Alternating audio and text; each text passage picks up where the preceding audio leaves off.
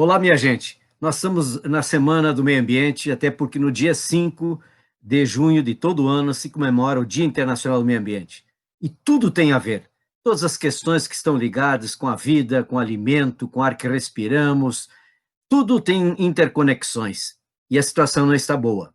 Mas, além de tudo, é preciso a gente compreender as conexões, por exemplo, entre o coronavírus e toda a questão do meio ambiente, do desequilíbrio que estamos produzindo.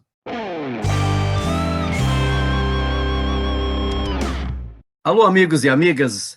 Na Conferência de Estocolmo de 1972, na Suécia, se estabeleceu como data a ser celebrada como Dia Internacional do Meio Ambiente, o 5 de junho. E, evidentemente, que em função da importância dessa questão, acabou se transformando até na Semana do Meio Ambiente e com muitas atividades durante o mês todo.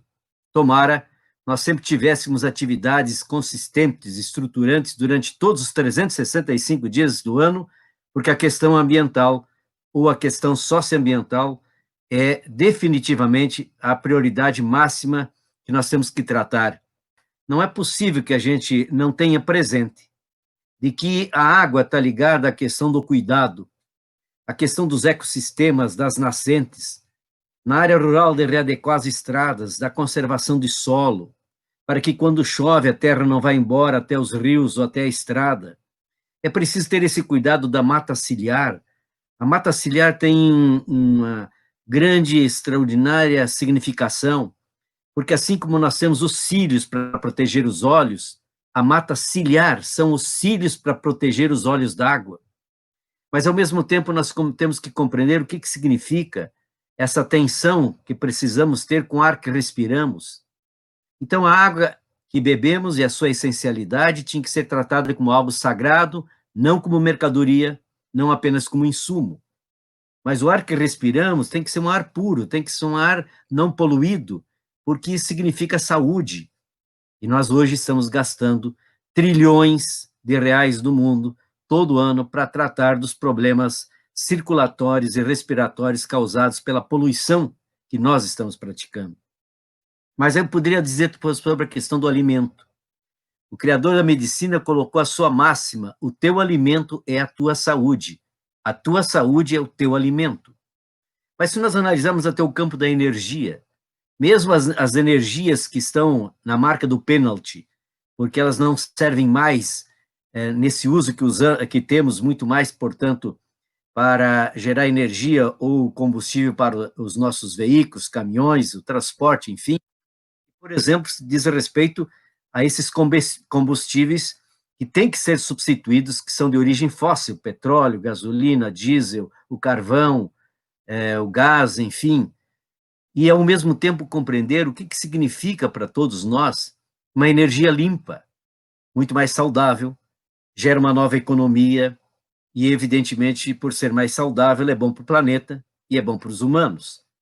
Então, nós temos uma casa comum, mas essa casa comum está sendo cada vez mais degradada e contaminada, todos sabemos.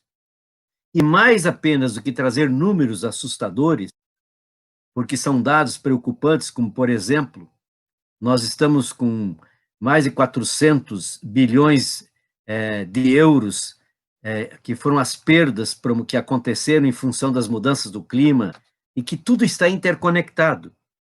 A água, o alimento, o ar que respiramos, enfim, a comida que comemos, boa parte da energia que consumimos. Então, a nossa vida tem essa interconexão e dependência aguda da natureza. E aí vem uma questão. Pouca gente sabe, além, evidentemente, de algumas produções mentirosas, de fake news, que negam, por exemplo, a própria ciência, e ficam inventando, como, por exemplo, vírus que possa ser criado num laboratório.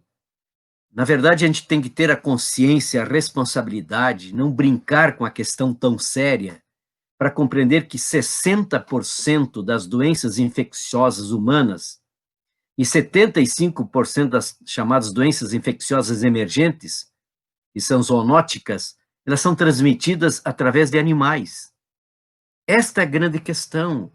no momento que estamos vivendo, e já vem de algumas décadas, e como que vem crescendo, por exemplo, determinadas enfermidades, e até chegamos à pandemia, de exatamente ter esta ligação direta. A causa está, como por exemplo, o ebola na África, tem ligação direta com a questão do macaco. Mas o que dizer da gripe aviária? O que dizer, por exemplo, da síndrome respiratória no Oriente Médio, que há sinais que tem até conexão com o camelo? O que nós podíamos falar, por exemplo, da questão da suinicultura na Malásia, na febre do Vale Rift, ou do SARS, que em 2002 para 2003 morreram centenas de pessoas, também problema respiratório agudo? O que nós podíamos falar da febre do Nilo Ocidental? E agora, da nova coronavírus. Nova porque esse grupo viral tem já as primeiras manifestações, claro, com diferenças muito grandes, já na década de 70. Será que a gente vai aprender de que é preciso restabelecer o equilíbrio que nós desequilibramos? De que na natureza não existe castigo, existe consequência, você cuida bem, ela responde bem para você? A compreensão muito profunda que pertencemos à natureza, nós não podemos apenas achar que vamos dominá-la, achando, como já disse aqui também, que é um baú cheio de tesouros e a gente tira o que puder no menor tempo possível. Portanto, é preciso que a gente possa compreender de como que a natureza precisa de cuidado. Apesar que a natureza até nem precisa dos humanos, porque os humanos foram os últimos. Portanto, se a gente pudesse resumir uma hora de vida do planeta Terra, dá 8 segundos de presença dos humanos. Portanto, nós somos realmente dispensáveis. Mas é por essas e outras razões que a gente pode construir essa consciência e, acima de tudo, ter, não só nesse momento que estamos todos afligidos pela dor e por esse risco, compreendendo quanto que estamos sendo convocados para o cuidado, e que, portanto, o cuidado, por certo, há de ser o pilar principal dessa nova economia, das novas relações humanas.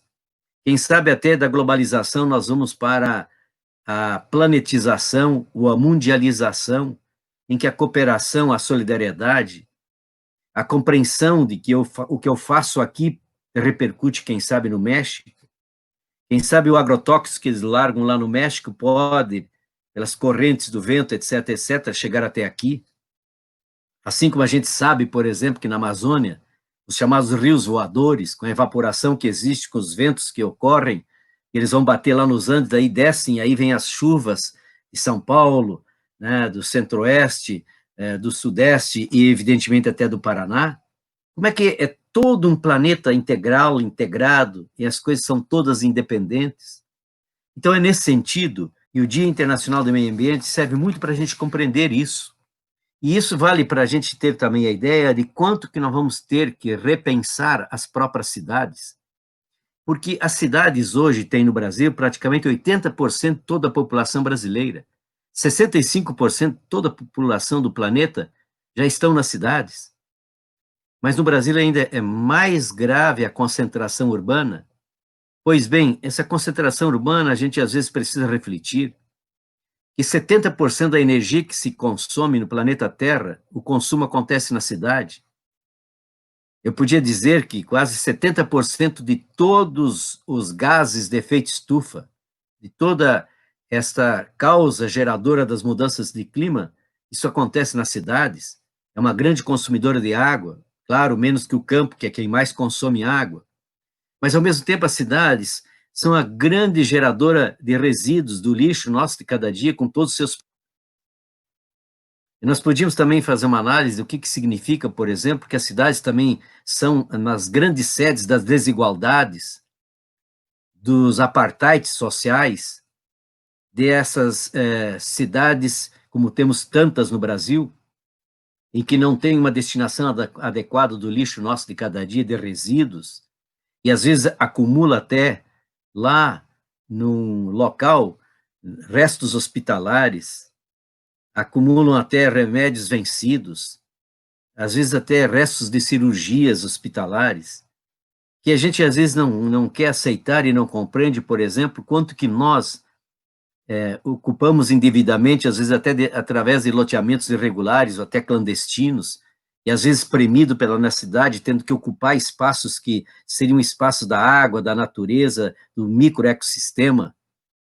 É preciso, pois, que a gente possa compreender que é nesse aspecto que a gente precisa recuperar as funções sociais das cidades, como consta da Constituição brasileira que eu ajudei a construir, artigo 182, do planejamento urbano, portanto, inclusivo, mais equitativo, muito mais compreendendo, por exemplo, como é que se dá hoje a vida nas cidades, em que alguns têm uma vida muito mais confortável e locomoção muito mais apropriada, e outros, na verdade, tendo uma dificuldade enorme para se locomover, que grande parte do emprego está distante de onde mora.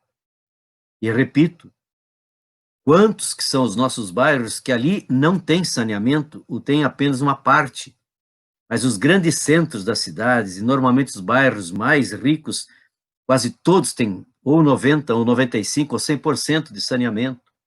Essa é uma atitude injusta, desequilibra, e por estas e tantas outras razões, que numa hora como esta, é preciso a gente ter essa determinação, que é essa ação concreta do cuidado. Cuidado muito maior agora, que eu diria, enfim, em função dessa pandemia, e ainda mais em nosso país, que vivemos uma situação que é praticamente um caos, porque é uma crise junto com outra crise, com outra terceira crise, é econômica, é política e é crise sanitária. É um Deus nos acuda o que está acontecendo conosco.